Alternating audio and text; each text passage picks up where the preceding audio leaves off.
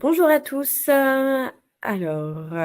Merci, bienvenue à notre webinaire sur les élus face à la sécurité incendie, leur rôle, la responsabilité et les enjeux. Avant de commencer, est-ce que vous avez un petit chat à votre disposition qui vous permettra aussi de poser vos questions? Si vous pouvez juste m'indiquer que vous m'entendez bien, que vous voyez bien le support, ce serait génial. Je ne sais pas si quelqu'un peut m'indiquer ou pas du tout. Parfait. Eh ben, très bien. De toute façon, on va faire un petit peu l'introduction le temps que les autres inscrits puissent nous rejoindre. On va commencer par se présenter. Moi, pour ceux qui ne me connaissent pas, je suis Lorraine Arros. Je suis responsable des relations au service de secours et coordination interne. Donc, moi, je m'occupe surtout du module secours et de l'application opérationnelle qui est totalement gratuite pour les pompiers et pour les forces de sécurité et de secours. Donc, voilà, je m'occupe du déploiement sur les départements partenaires.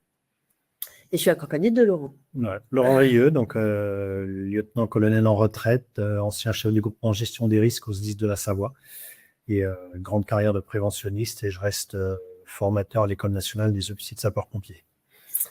Et merci de ta participation, du coup, de ton temps. Donc, en introduction, c'est Batifire, donc Batifire qui est un outil qui permet de piloter toute la réglementation, toutes vos obligations réglementaires, justement, notamment les registres de sécurité incendie, le DTA, etc. On a fait partir un courrier à tous les élus sur les 10 points clés à vérifier, sur les questions à se poser. Donc, on va un petit peu y répondre lors de ce webinaire, mais on ira un petit peu plus loin dans la solution également à la fin de ce webinaire pour que vous puissiez savoir tout ce que peut faire l'outil.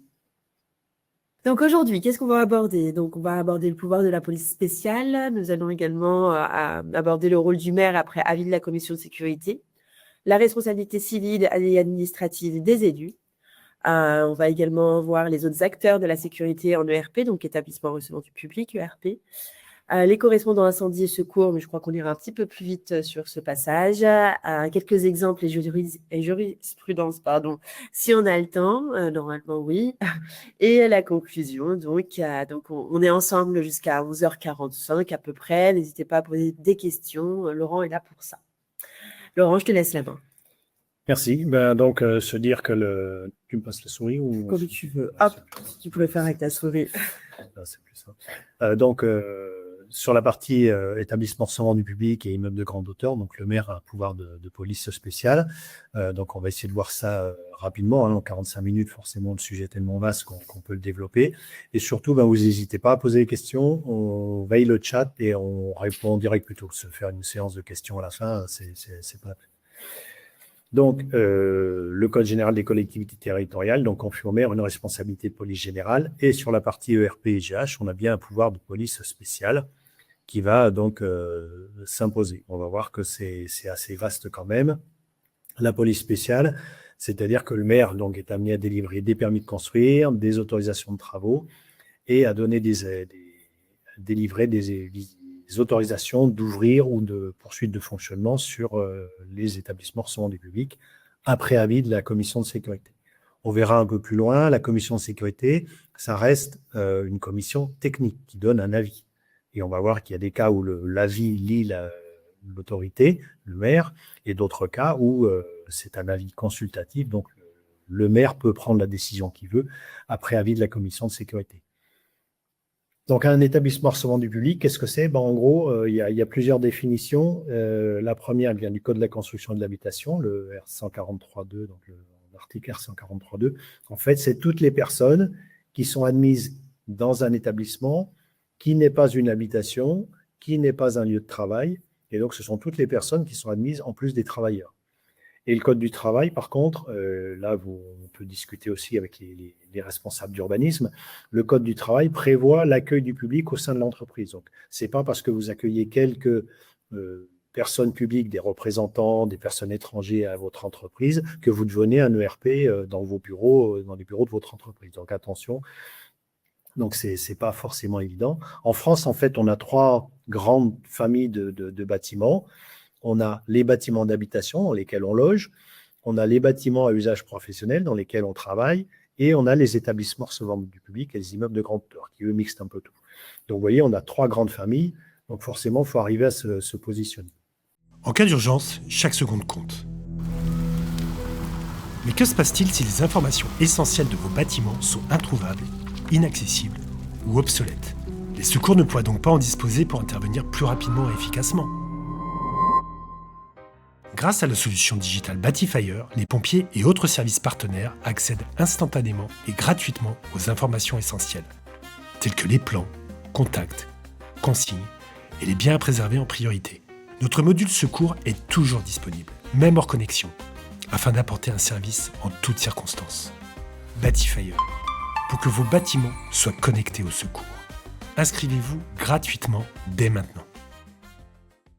Donc, ce qui veut dire que avant l'acte de construire ou l'ouverture au public, il faut se poser la question de quel est le référentiel réglementaire qui s'applique au bâtiment qu'on a en face de soi. N'hésitez pas à poser des questions, hein, si on pourra revenir en arrière. Donc, c'est clair. Hein. Voilà, je pense que jusque-là, c'est clair. C'est après que ça va peut-être se corser. Donc voilà, ce que je vous disais, le public, c'est toutes les personnes qui viennent quelque part, en plus du personnel. Voilà. En fait, on a plein de diapos à passer en 45 minutes, donc on va assez vite sur certaines, on s'arrêtera plus longuement sur d'autres.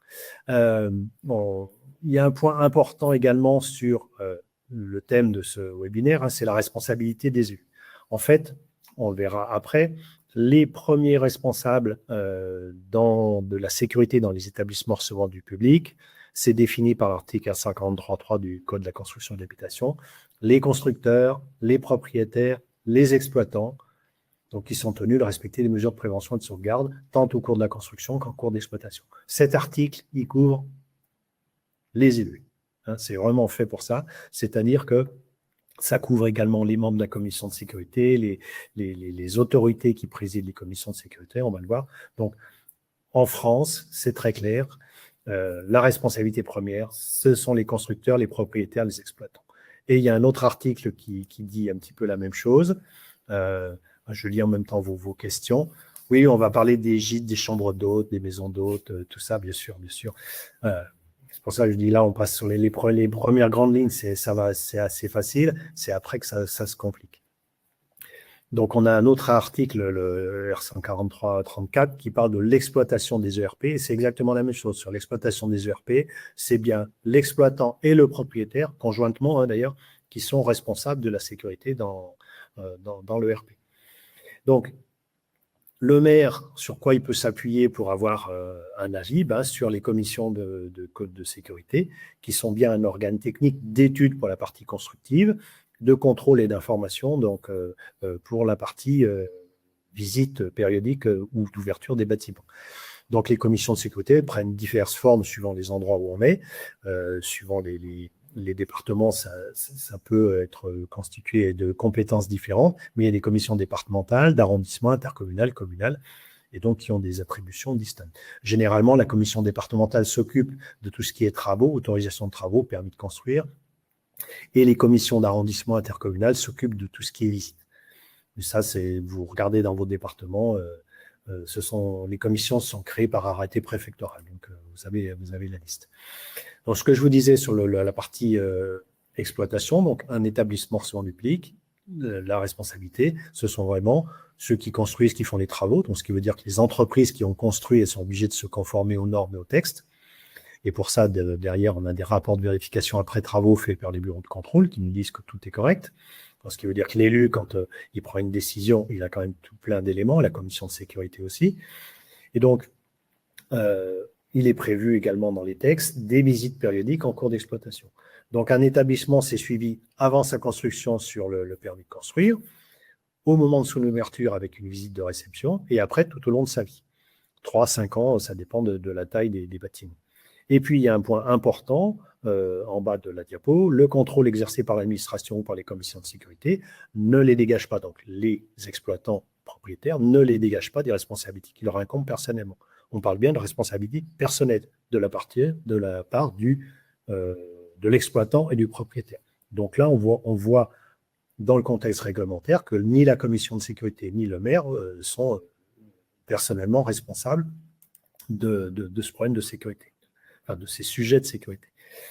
Donc les réglementations applicables, il y en a énormément, j'en liste une toute petite partie, le code de la construction et de l'habitation avec des parties législatives, des parties réglementaires. et puis après, des arrêtés spécifiques pour chaque type d'établissement recevant du public, avec des généralités pour les premières et quatrièmes catégories, des particularités pour les petits établissements des cinquièmes, et puis après, par type d'établissement, puisqu'on les classe par activité. Et puis des choses particulières également sur les immeubles de grande hauteur et maintenant les immeubles de moyenne hauteur. Il y en a, si on veut détailler, il y en a vraiment pour des heures. Ça peut être passionnant, mais il y en a pour des heures. Donc, un aspect spécifique également sur les établissements existants. En fait, régulièrement, quand on est en visite périodique, les gens nous disent « Ah oui, mais c'est existant, vous me demandez des travaux. » Eh bien, là aussi, c'est clairement écrit dans le texte. On a l'article GN10 de l'arrêté du 25 juin 80 qui explique bien que les nouvelles règles ou les règles actuelles ne s'appliquent qu'aux seules parties de la construction ou aux installations modifiées. Donc, des nouveaux travaux, des réaménagements intérieurs d'un établissement, là, on applique les nouvelles règles. Sur le bâtiment existant, qui peut être là depuis des siècles, on ne va pas appliquer toutes les règles d'aujourd'hui.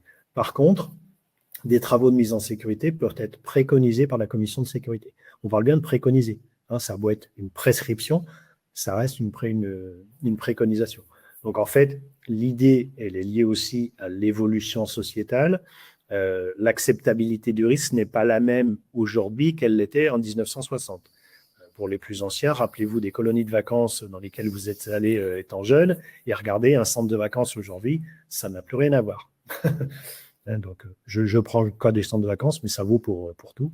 Et l'acceptabilité du risque est vraiment très différente. Dans les établissements existants, donc les visites périodiques des commissions de sécurité, elles servent d'une part à vérifier si les prescriptions précédentes sont réalisées, si les travaux qu'on avait demandés auparavant sont réalisés. On vérifie l'application des dispositions permettant l'évacuation des personnes en situation de handicap, puisque ça a été une grosse évolution réglementaire, de dire aujourd'hui tous les ERP peuvent accueillir tout type de handicap. Comment on gère les personnes en situation de handicap? On s'assure que les vérifications techniques par techniciens compétents ou organismes agréés sont faites.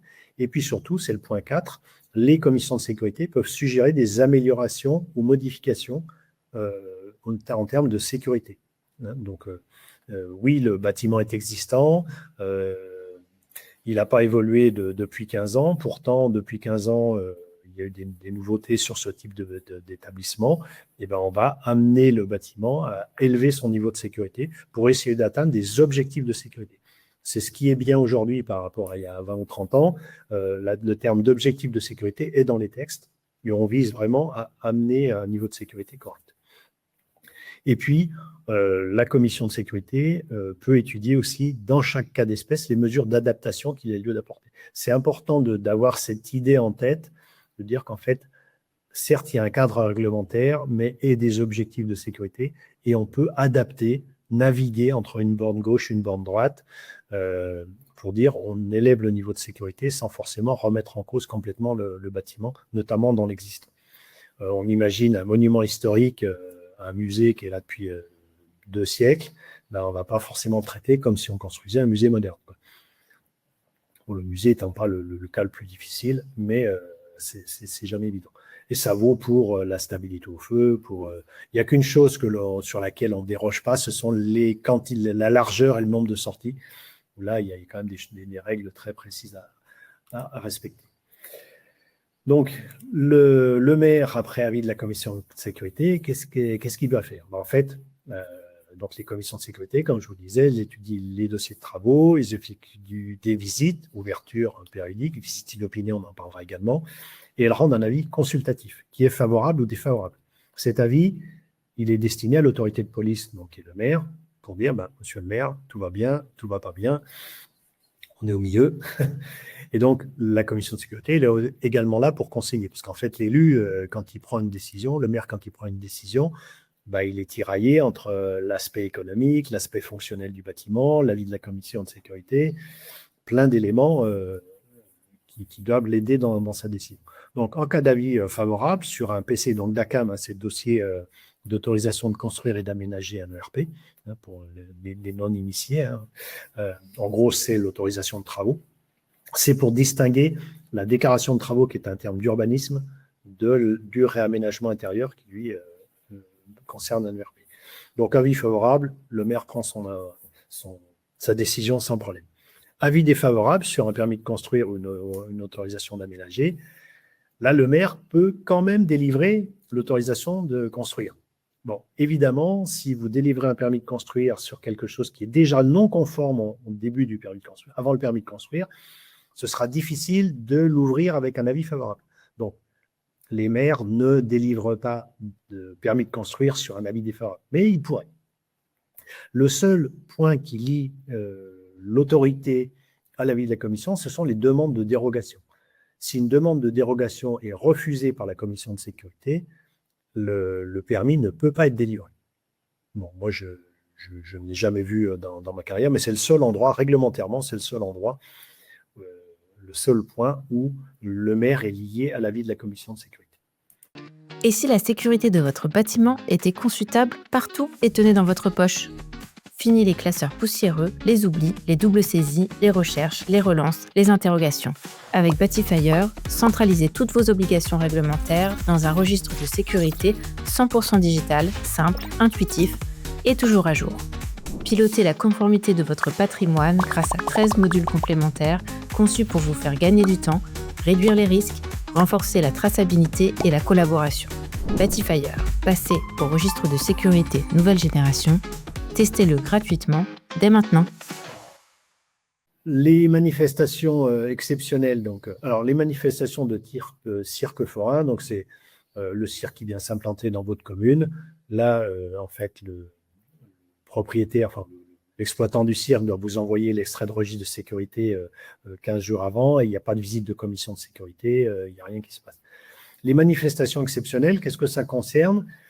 Ça concerne un établissement recevant du public. On imagine une église. Je vais prendre des cas très simples. On imagine une église dans laquelle vous voulez faire un concert. L'église, c'est un lieu de culte, c'est classé type V, c'est fait pour le culte, c'est pas fait pour faire des concerts. Exceptionnellement, vous voulez faire un concert dans l'église, ben ça rentre dans le cas de cette demande d'autorisation de manifestation exceptionnelle. Donc, il faut demander l'avis de la commission de sécurité 2 mois avant. Comme ça, vous avez le temps d'avoir l'avis de la commission et éventuellement de prendre les mesures qui vont bien. Ça ne concerne pas les aménagements dans une ancienne usine désaffectée, dans un lieu improbable, qui n'est pas un établissement recevant du public et dans lequel on veut faire une manifestation. Ça ne concerne pas non plus, évidemment, les free parties et autres choses improvisées, plus ou moins improvisées. Donc, et là-dessus, le SDIS, logiquement, le SDIS va pouvoir vous aider dans cette démarche. En fait, quand on imagine une vieille halle industrielle désaffectée dans une friche industrielle et on veut faire un concert dedans, ben en fait, on va faire la même analyse de risque que si c'était un ERP. Simplement, ben, le règlement total, enfin, l'intégralité du règlement ERP ne s'applique pas et il va falloir prendre des mesures, essentiellement en service de sécurité d'ailleurs. Et donc, après la construction, l'aménagement du bâtiment, il faut ah oui, là, je suis toujours sur une visite d'ouverture. Donc, sur les cirques, ben, en fait, comme ce sont des choses itinérantes, il n'y a pas de visite. Par contre, sur les manifestations exceptionnelles, si vous avez vraiment besoin d'un avis, ben, il faut quand même un mois convoquer la commission un mois avant, enfin, demander la visite de la commission un mois avant. Donc, et après, on passe en formation plénière, soit en groupe de visite. Formation plénière, la commission émet un avis immédiat et le maire peut prendre sa décision. Et donc, je reviens sur l'autorisation d'ouverture. Donc, après la construction du bâtiment, vous allez ouvrir, le bâtiment va ouvrir au public. Donc, là aussi, il faut faire la demande un mois avant, c'est pour que la commission puisse s'organiser. Donc, vous avez la commission qui se déplace en plénière avec une présidence et les membres de la commission. Et donc, 2 solutions. Soit il y a un avis favorable, tout va bien parce qu'on a tous les éléments, un rapport de vérification après travaux, tous les contrôles techniques. Avis favorable, pas de souci. Avis défavorable. Les travaux ne sont pas terminés, des choses sont non conformes, ça arrive comme souvent. Avis défavorable à l'ouverture de la part de la commission de sécurité. Le maire a plusieurs options. La première chose, le maire met de côté l'avis de la commission de sécurité, estime que l'activité économique prédomine ou le besoin, l'utilité du bâtiment prédomine sur l'avis de la commission de sécurité. Le cas courant, hein, c'est l'hypermarché qui va ouvrir dans votre commune. L'ouverture, elle est prévue demain. On passe en commission de sécurité aujourd'hui. Les choses ne sont pas terminées, l'alarme ne marche pas, enfin, plein de choses. La commission émet un avis défavorable. Pour autant, le supermarché, il va ouvrir demain parce que la publicité a été faite et puis finalement, ils vont travailler toute la nuit. Et demain matin, tout va fonctionner. Donc, le maire prend l'arrêté d'ouverture. OK, pas de problème. Par contre, là, il prend sa responsabilité, le maire. Hein. Il a un avis défavorable de la commission de sécurité. S'il veut ouvrir quand même, ben, il sait ce qu'il fait. Deuxième solution, le maire ne prend pas l'arrêté d'ouverture et donc, de fait, interdit l'ouverture au public. Et là, encore deux options. Ben, soit l'établissement n'ouvre pas, on finit les travaux et on le rouvrira un peu plus tard, soit l'exploitant ouvre quand même, malgré l'absence d'arrêté d'ouverture. Là, c'est une infraction. C'est une infraction, c'est répréhensible, et après, c'est au maire de faire appliquer son arrêté de non-ouverture ou son interdiction d'ouvrir par les forces de sécurité intérieure. Hein, donc là, on part dans du contentieux, mais c'est extrêmement important de bien formaliser les choses, c'est-à-dire que ne pas laisser les choses en suspens en disant « bon, j'ai eu un avis de commission de sécurité aujourd'hui, je ne prends pas mon arrêté, j'attends de voir ce qui se passe » et l'exploitant ouvre quand même. Alors, l'exploitant est responsable, ça on l'a dit tout à l'heure, c'est évident, mais pour la partie autorité de police, le maire, il doit vraiment exprimer sa décision par un arrêté, autorisant ou n'autorisant pas. Il faut que les choses soient très claires et que ce soit notifié au propriétaire et à l'exploitant. Hein, donc, attention. Et donc là, on voit bien que l'avis de la commission ne lie pas le maire. Si le maire veut quand même ouvrir malgré l'avis de la commission, il prend sa responsabilité. C'est pas un sujet... et on verra tout à l'heure la question de la responsabilité personnelle, de la responsabilité de l'élu. Ouais. Après, le bâtiment vit sa vie et régulièrement, on vient le visiter. Ça. La commission vient visiter le bâtiment si, d'une part, l'exploitant demande la visite et, d'autre part, si la commune demande la visite. Alors, pour que l'exploitant peut oublier de demander la visite, ça arrive. Par contre, la mairie a obligation d'assurer un suivi de ces établissements recevant du public.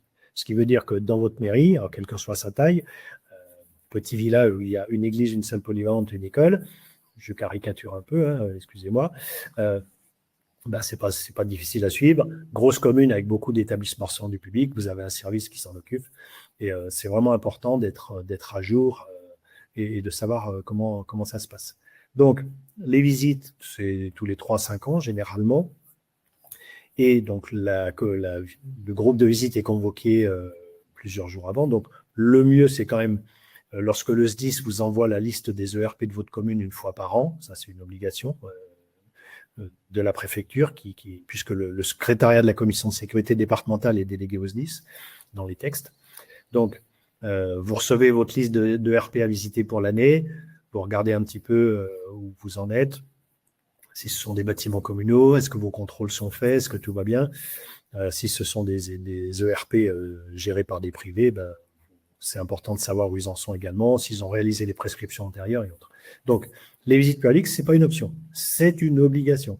C'est écrit dans le Code de la construction et de l'habitation. C'est vraiment fait pour savoir si le bâtiment continue à fonctionner en sécurité, si les contrôles de ces installations techniques sont faits. C'est vraiment pour faire le point et vous aider en tant qu'élu à prendre la décision de laisser le bâtiment ouvert sans prescription ou au contraire de lui prescrire des travaux, voire d'aller jusqu'à la fermeture. On va le voir un peu plus loin. Est-ce que jusque-là, ça va ? Ça, c'est illisible sur une diapo, mais en gros, c'est le tableau de l'article GE4 qui définit les périodicités de visite par type et catégorie d'établissements. On n'a pas besoin de rentrer dans le détail. Une particularité des ERP de 5e catégorie. Donc, 5e catégorie, ce sont généralement les petits établissements. Le seuil, ça va jusqu'à 300 personnes pour, par exemple, les églises. Donc, vous voyez, ça va de 1 à 300, donc le seuil est assez variable. Les établissements recevant du public de 5e catégorie sans locaux d'hébergement. Donc, hors les hôtels, les centres de vacances, les maisons de retraite et les établissements hospitaliers. Donc, sans locaux d'hébergement, les procédures sont allégées, ce qui veut dire qu'on n'a pas de procédure de visite périodique, on n'a pas de procédure de visite d'ouverture et depuis novembre 2025, il a encore été reprécisé par le décret, donc 2025-1100, il a bien été reprécisé que la commission de sécurité n'a pas à être saisie sur l'autorisation de travaux, ni permis de construire, ni dossier d'aménagement. La commission de sécurité n'a plus à être sollicitée pour l'étude des dossiers de 5e catégorie.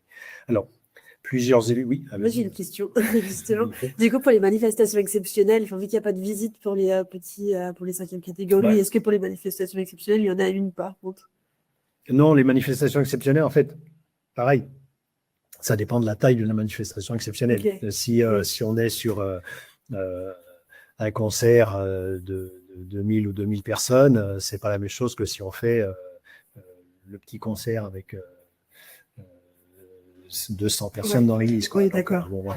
Et généralement, sur une manifestation exceptionnelle, le SDIS étant en surcharge et en manque de préventionnistes, là je parle du cas général, on va essayer de vous répondre qu'on ne fait pas de visite. En fait, c'est aussi d'étudier le risque. L'église qui est conforme pour accueillir 250 personnes en temps normal dans son fonctionnement en tant qu'église, si elle accueille 250 personnes pour écouter un concert de musique classique, ça ne change pas grand-chose en termes d'analyse de risque. Donc, on va vous répondre, mais tout va bien. Par contre, quand on est sur des choses très particulières, il peut y avoir besoin de visite. Et donc, pour revenir à ce sujet des 5e catégories, il y a eu plusieurs questions à l'Assemblée nationale et au Sénat. J'ai pris le temps de lire les réponses du ministre de l'Intérieur, ou du ministère de l'Intérieur.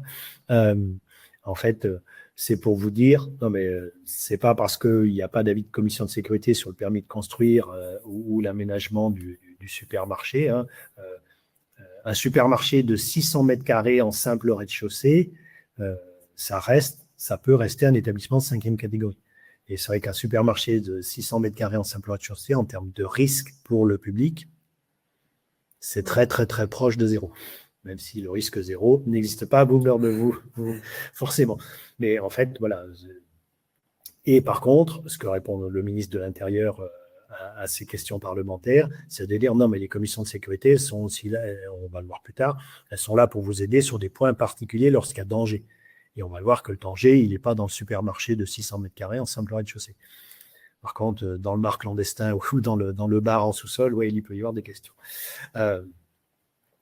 Donc, les établissements de 5e catégorie sans hébergement peuvent ouvrir, peuvent s'aménager et ouvrir sans avis de la commission de sécurité. Par contre, si le maire constate des manquements graves aux règles de sécurité, il peut demander une visite. La notion de manquement grave, il faut l'analyser. C'est pas parce qu'il y a, comme dirait le président Jacques Chirac, du bruit et des odeurs, que c'est un manquement grave à la sécurité. Donc, c'est vraiment des questions de sécurité et incendie. Nombre de fois, on essaie d'utiliser la commission de sécurité pour régler des problèmes de voisinage et autres soucis liés à divers trafics. Donc ça, c'est une autre question. Commission de sécurité, c'est vraiment pour la sécurité du public. Donc, c'est pas parce que le kebab s'est aménagé en bas de l'immeuble que forcément, il y a des risques, des manquements graves aux règles de sécurité. Pour autant, un restaurant aménagé dans un centre ancien au rez-de-chaussée d'un immeuble d'habitation du XVe siècle, si la dalle entre la partie pizza en bas et la partie habitation n'est pas coupe-feu, ça peut poser des problèmes en cas de départ de feu dans la pizzeria ou dans la haute de cheminée de la cuisine. Donc, vous voyez, il y a des sujets. Mais il y a des questions techniques qu'on peut régler avant de faire des visites de sécurité. Pour la partie 5e catégorie, avec locaux d'hébergement pour le public, donc hôtel, centre de vacances, gîtes, maisons de retraite et autres. Hein, donc, les types J-O-U-R. Donc, pour savoir comment on se rappelle où est-ce qu'il y a de l'hébergement, c'est le type jour, J-O-U-R. Hein, c'est très, très simple à se rappeler. Donc, là, c'est visite d'ouverture et visite tous les 5 ans. Donc, c'est très clair. Attention, donc, à la définition de l'établissement de 5e catégorie à sommeil. Les seuils sont très variables.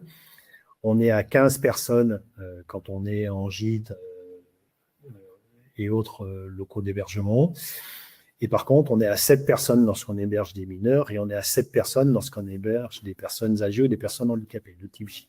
Donc attention, et quand on se rappelle l'actualité de ces dernières années, le cas du gîte de Winsenheim en Alsace, où l'exploitant propriétaire donc louait 2 gîtes de 15-16 personnes. En gros, il a fait un gîte de 15 en bas, un gîte de 15 en haut, en disant « je ne suis pas ERP ».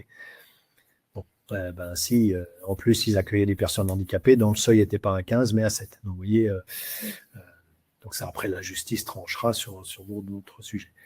Les résidences de tourisme, c'est une particularité, puisque l'article O1, donc qui définit le classement des hôtels, fait bien une différence entre les hôtels de tourisme, c'est-à-dire qu'un hôtel de tourisme qui n'aurait que 2 chambres avec 4 clients, c'est un petit peu haut.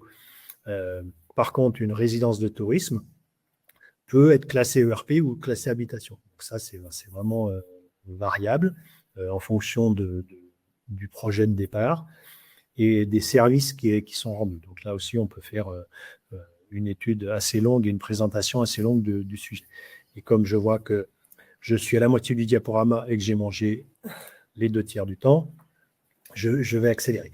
À la fin de la visite périodique, la commission va vous proposer un avis. Donc, soit l'avis favorable à la poursuite de l'exploitation, avec ou non des prescriptions plus ou moins importantes, mais la commission estime que le niveau de sécurité de votre ERP est satisfaisant pour continuer à accueillir du public. Bon, pas de problème.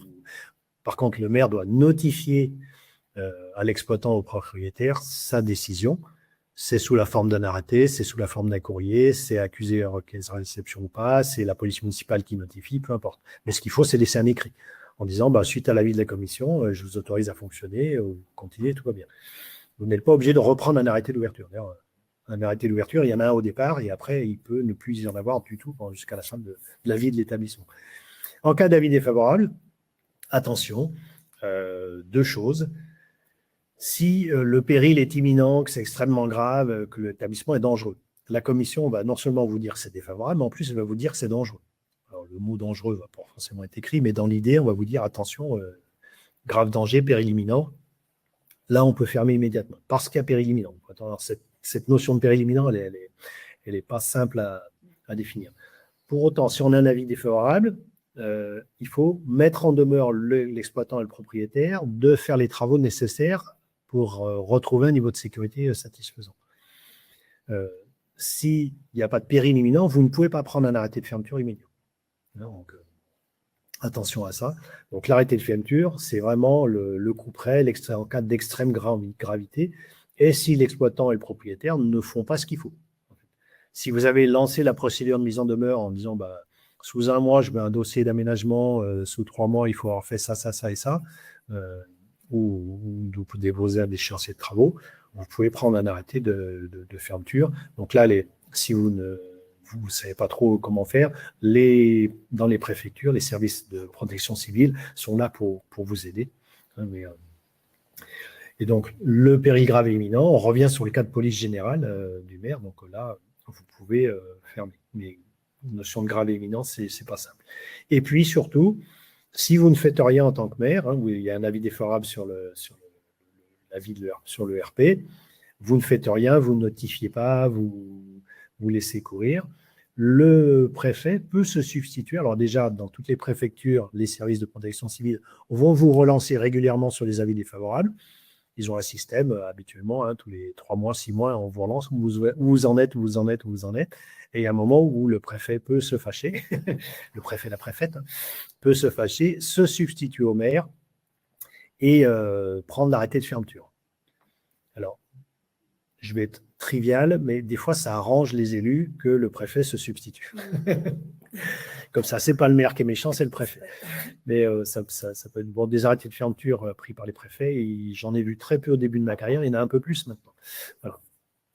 Les visites inopinées, à quoi ça sert? En fait, les visites inopinées sont de fait soit à la demande du maire ou du préfet. Le préfet peut avoir des informations par ailleurs par des services de sécurité, des forces de sécurité intérieure.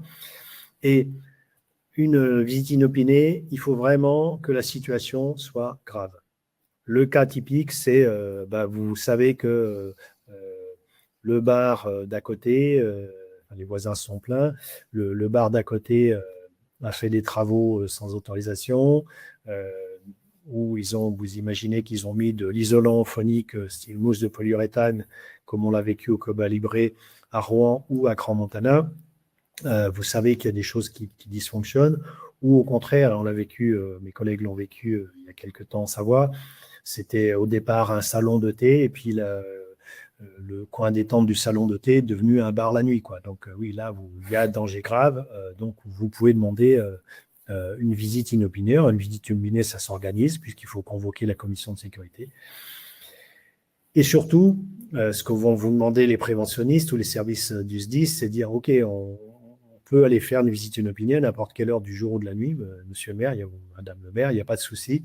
Par contre, derrière, qu'est-ce que vous allez en faire? Parce que si la commission constate un danger grave et que vous, derrière, en tant qu'autorité de police, vous ne faites rien, c'est pas la peine, quoi.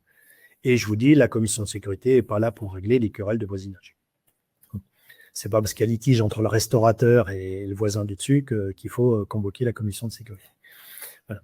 Et ces visites inopinées entraînent régulièrement des fermetures liées au manquement grave à la sécurité qui sont constatées immédiatement. On arrive, les études de secours sont condamnées, l'alarme ne marche pas, enfin, il y a des matériaux qui ne vont pas. Voilà, tout ce qui permet de dire que le niveau de sécurité est bas.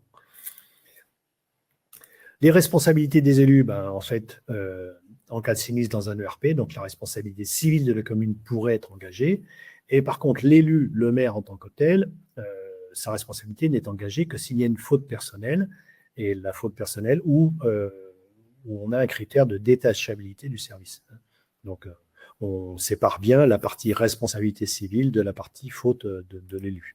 D'ailleurs, les textes vont dans ce sens aujourd'hui, la responsabilité de l'élu. En fait, un élu ne peut être inquiété que s'il a commis ou omis des règles de sécurité flagrantes, quoi. Donc, et après, oui, forcément, s'il y a de l'intérêt privé, s'il y a de l'intérêt personnel, s'il y a des comportements abusifs et autres, on peut avoir des choses importantes. Mais comme les textes ont beaucoup évolué sur la responsabilité des élus, je pense qu'en tant qu'élu, il ne faut pas se faire trop peur. À partir du moment où on a les diligences normales, on fait faire les visites périodiques, on fait les visites d'ouverture, on suit les permis de construire, où tout est suivi, il n'y a pas de souci à se faire. Donc voilà les textes sur la partie responsabilité civile et administrative, voilà, donc, qui concerne un peu tout le monde. Oui. Voilà. Allez-y, monsieur Kaoufi, on va lire votre question. C'est juste pour dire bonjour. Et donc si c'est une faute personnelle, l'élu peut supporter la charge de la réparation. Si c'est une faute de service, c'est la collectivité qui prend. On va passer assez vite là-dessus. Vous connaissez cet aspect juridique. Donc, et il y a plusieurs jurisprudences là-dessus jusqu'à l'assistance financière qui est due aux élus. Les communes doivent être assurées, évidemment. Voilà. Il y en a qui ne sont pas assurés. Qui sont plus. Parce que... Après, oui, les problèmes d'assurance. Ouais. Sur les autres responsabilités, comme je vous le disais au début, la diapo fait un peu doublon, mais constructeurs, propriétaires, exploitants sont les principaux responsables. Et on va voir dans les jurisprudences que c'est très clair pour la justice. Et donc là, je redis, le contrôle exercé par les autorités de police ne dispense pas l'exploitant de sa responsabilité. Le préfet, il a une responsabilité aussi, puisque il est le garant de la sécurité dans tous les ERP de toutes les communes du département. Et donc, ce sont les services de la préfecture qui vous font des procédures de mise en demeure et qui vous demandent où vous en êtes des avis défavorables dans vos communes. Alors, il faut savoir qu'il y a quand même par département, il y a des dizaines et des dizaines d'établissements qui continuent à fonctionner malgré des avis défavorables. Et en toute connaissance de cause. Je veux dire, quand vous avez un avis défavorable sur un centre hospitalier ou une maison de retraite, vous ne le fermez pas du jour au lendemain. Vous ne réalisez pas non plus les travaux du jour au lendemain. Donc, il y a aussi des avis défavorables qui durent dans le temps, mais pour lesquels il y a des mesures temporaires ou des mesures d'exploitation qui permettent, typiquement sur une maison de retraite ou un centre hospitalier, on renforce le service de sécurité en attendant que les travaux soient faits. Enfin, on prend des mesures. Donc, et en fait, le préfet ne va se substituer au maire que si le maire reste inactif. Donc, voilà. Et la même chose, le préfet peut être responsable si lui reste inactif. C'est service. Quand je dis le préfet, c'est l'autorité. Donc, mais pour l'instant, il n'y a pas de chose. Dans les communes, donc, vous devez avoir depuis la loi Matras, donc, et son décret d'application récent 2020, 5, si je ne me trompe pas, 23, 25, un correspondant incendie de secours qui est l'élu qui fait le lien avec le SDIS. Donc, voilà, applicable, décret 2022, pardon. Donc, il est important que vous ayez ce correspondant incendie et secours. Vous avez également un autre pendant qui n'est pas incendie et secours, c'est le correspondant défense aujourd'hui, également, qui est le correspondant avec les services du délégué militaire départemental de défense. Voilà. Donc la loi, ce correspondant incendie secours, c'est bien que ce soit, il va s'intéresser et faire le lien sur la défense extérieure contre l'incendie. Donc c'est pas forcément lui qui suit les ERP, ça peut être bien aussi. Et puis donc voilà pour le correspondant des services d'incendie de secours, donc l'interlocuteur privilégié du service d'incendie de secours. Alors, les exemples et les jurisprudences, je vais être dans les temps, on va y arriver.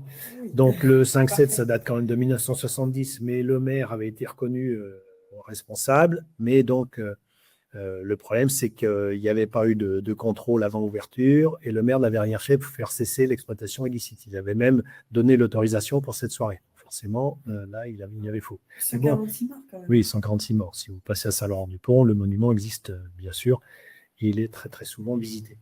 Donc, mais on est en 1970. L'aspect juridique n'est pas tout à fait le même. Barbotant les termes, donc 1991, le maire avait délivré le permis de construire, puis il avait laissé ouvrir sans l'avis de la commission de sécurité. Alors, barbotant les termes, c'est un accident lié à des travaux d'étanchéité sur le toit qui cause la mort de 21 personnes et 11 blessés. Donc, mais là, on voit bien qu'il y a quand même une faute de la commune. Donc, le maire condamné pour homicide blessure.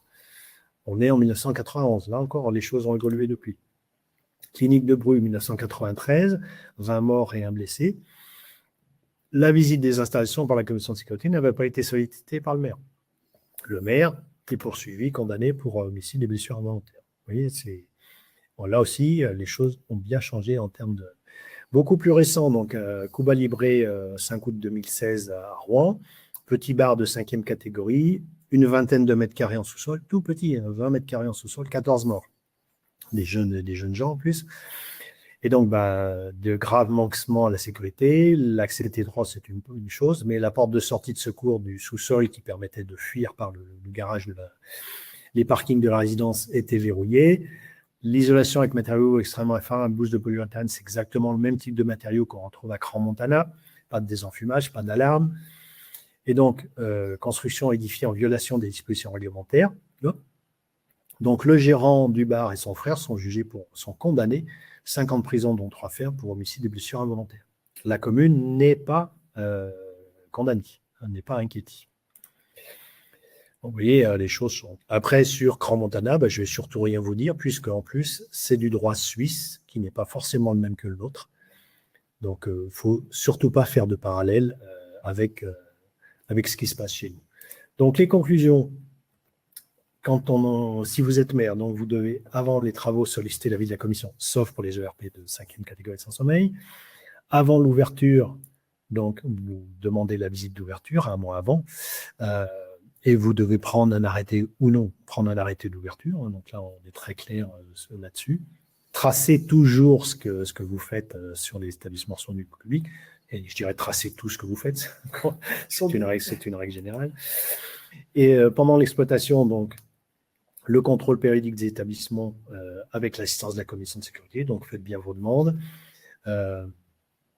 Participez bien ou faites-vous représenter aux commissions de sécurité par une personne qui a le niveau, soit une délégation, soit quelqu'un qui soit intéressé. C'est-à-dire que parfois, dans les communes, on dit « Ah, les élus n'ont pas le temps, je vous envoie le responsable des services techniques. » Et je ne remets pas en cause la compétence du directeur des services techniques, mais simplement, en commission de sécurité, en groupe de visite, il faut un élu. Ça, c'est très clair. Parce que cet élu va vous faire un point, même si le responsable des services techniques va vous faire un point technique après la commission de groupe de visite. Mais, voilà. Et après l'avis de la commission, fixez bien des délais d'exécution des travaux de mise en conformité qui sont demandés par la commission de sécurité. Donc, vous avez des choses simples Tenir à jour le registre de sécurité, c'est tout le temps, donc il n'y a pas de délai. Mais par contre, s'il y a des travaux à faire, voire demander un échéancier de travaux. Si les travaux sont importants, il est évident que l'exploitant, il n'a pas ni les finances, les possibilités techniques de réaliser tous les travaux dans les 3 mois. Les travaux, ils peuvent s'étaler sur des années. C'est pas un problème. Et donc, pendant l'exploitation, attention aux procédures de mise en demeure, donc soit de réaliser les travaux, soit... J'ai la question pour ouais, le replay. Voilà, donc c'est comment la commission de sécurité assure-t-elle le suivi des échéances de visite périodiques des différents établissements? Dispose-t-elle d'un système de surveillance ou de calendrier permettant de garantir que chaque heure? Alors, ce que je disais au départ, c'est que la commune doit tenir à jour la liste de ses ERP. Donc, le plus simple, c'est d'avoir un bon vieux fichier type Excel et dans lequel vous rentrez les dates de dernière visite et puis la périodicité, puis ça vous incrémente de suite. Ça, c'est le truc simple. Et tous les services d'incendie et de secours ont une base de données qu'ils tiennent pour la préfecture, base de données à laquelle la préfecture a accès également. Et effectivement, ce sont des bases de données plus ou moins complexes. Je ne vais pas citer de marque, parce qu'il y en a plusieurs, mais en gros, oui, le SDIS, en tant que secrétaire de la commission départementale de sécurité, connaît tout ça et sait quand est-ce qu'il faut faire les visites. C'est pour ça que le service d'incendie et de secours vous adresse en début d'année la liste des ERP de votre commune en vous questionnant sur est-ce qu'on a bien recensé tous les ERP de votre commune, des fois qu'il y en ait des nouveaux ou d'autres qui est fermé, parce que parfois vous oubliez de transmettre au SDIS le fait que l'établissement est fermé. Et dans le même courrier, généralement, on vous envoie la liste des ERP à visiter cette année. Comme ça, vous pouvez savoir s'il y a des choses qui sont oubliées ou pas oubliées. Donc voilà, c'est le point, la dernière ligne de la diapo. On fournit annuellement au préfet une liste des ERP de la commune. Donc voilà le sujet. Mais donc, c'est bien le SDIS qui tient, le service incendie de secours qui tient à jour la liste des ERP, mais il faut du lien avec vous, avec la commune, parce que sinon, notamment si vous suivez les petits établissements, ça ouvre, ça ferme. La boulangerie a fermé, c'est devenu une pharmacie, qui est devenue un kebab, qui est devenu autre chose. Enfin, c'est jamais évident. Mes exemples sont très mauvais, parce que les boulangeries, c'est pas important que ça. Les pharmacies encore moins. Mais bon, si ça arrive quand. Voilà. Et pour finir, donc, pour le suivi des bâtiments, je laisse vous présenter les possibilités de Batifire. Je pense que tu interviendras peut-être pour donner peut-être ton avis sur le suivi.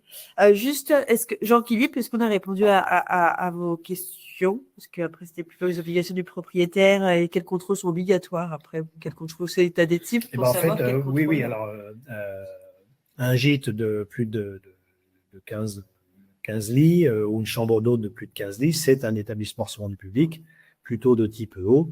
Et il faut une autorisation d'ouverture, il faut des visites périodiques tous les 5 ans, il faut le contrôle des installations techniques, électriques et de détection.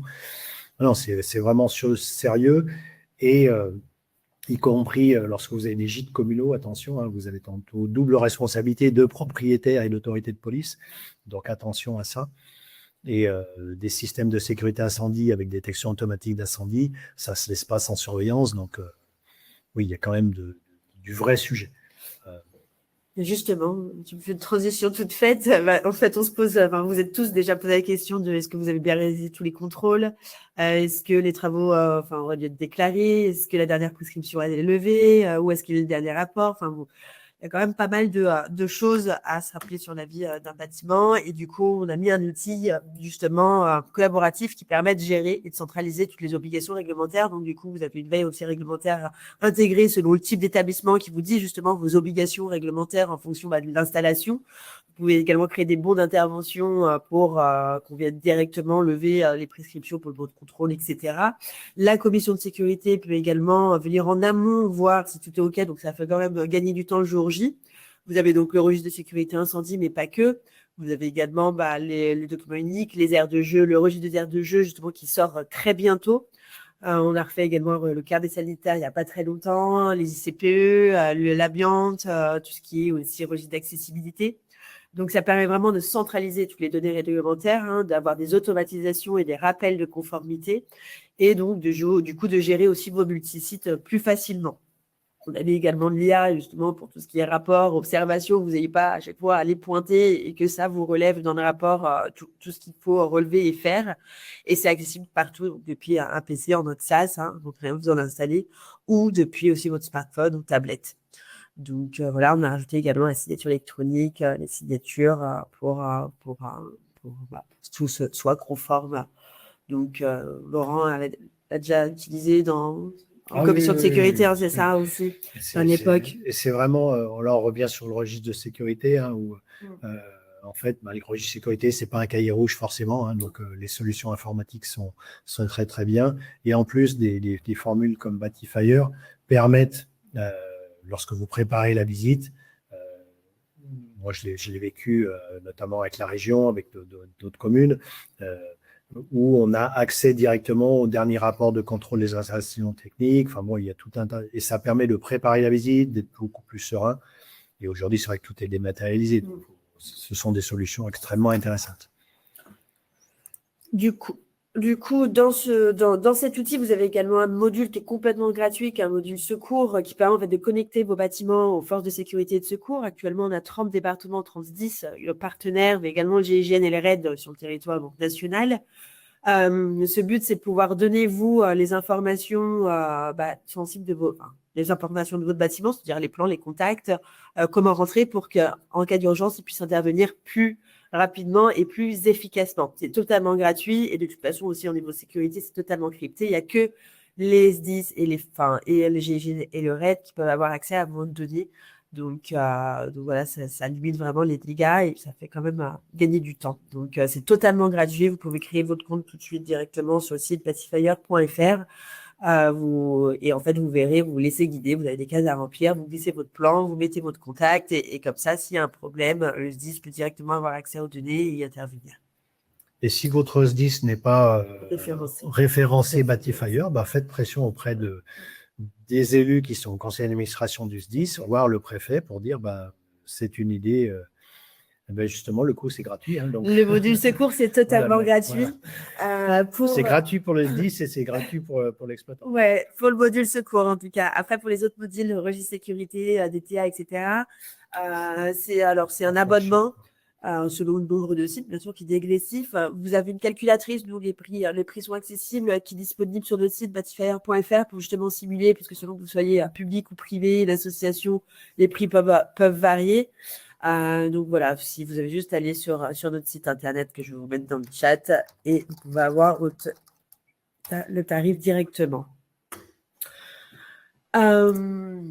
Donc, on a quelques témoignages d'élus également, notamment sur le module secours du maire de Mâcon, parce que notre siège est à Mâcon maintenant, et aussi de la maire de la mairesse, maire de Barbast et conseillère départementale.